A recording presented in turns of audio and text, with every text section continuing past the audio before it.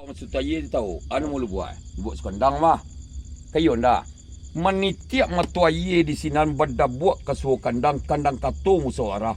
Anyu aye batajun sulah kapalo de mamikian dek to baik katu lu buat sentulah. Baru batajun itu na lu buat tajun. Batajun katu nang bana. Tibolah nak tu do bana semarak erat kampung masa itu aye dan badarun. Tibo di lu buat kundui. Lah iyo labu cakia indahnya kundui labu cakia ke dia jauh tapi nyuk termasuk kundui ya tapi bana moy labu isinan labu cakia ke dia biak ko datuk ke dibuat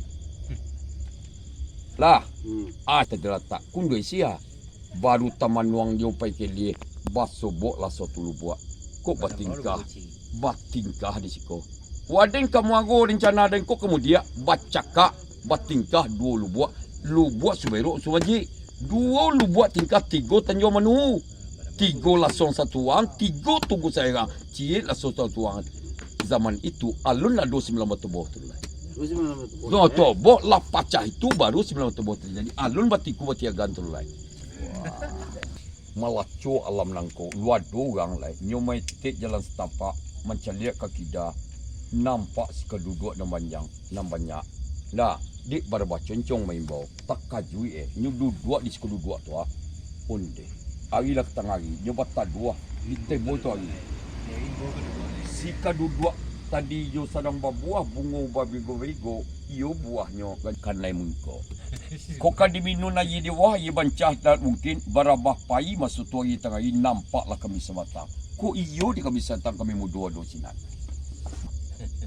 balai hari mungkin panen kama kepada terdua kali minta na mungkin manjat pandai baru nampak daduk nan saumpun nyut pai ka daduk nan saumpun di sinan dahago je tumbuh pai ka bawah daduk ai do matu aye nam nitiak ka banda ai lihatlah sinan adi minun ai baru takalo di sinan di dingin daduk tadi takalo nyu maite nyu calik nyu kambilia kilo indak dodo orang nampaklah kayu dan gadang di sinan nyu tuwi tibo di kayu basobok aye baduo di sinan tumbuh kayu tu.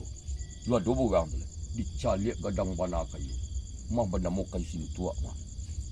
Dek gadang bayu nyu baliak nyu tarui baliak di laco daerah tibola putih di sinan ditunjuk putih yang paling ketek di dua luar. Pemainan putih di sinan tu. Nan akhirnya kami orang nan sintua kini kampung ada orang baduo sinan. Semudin dua yang lagi tu.